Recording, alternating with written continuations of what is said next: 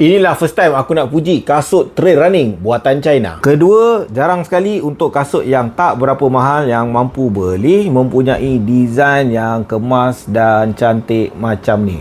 Kalau tak biasa nampak macam biasa-biasa no je, nampak no murah. Yang ni nampak mahal. Dia claim material dia perbuat daripada material yang durable, dan bila kita tengok pada jarak dekat dan bagi korang yang memegang, boleh rasa yang material dia agak keras, dan kalau dia kata durable tu, boleh percaya. Cara biasa untuk aku check breathability kasut adalah aku gunakan lampu solo.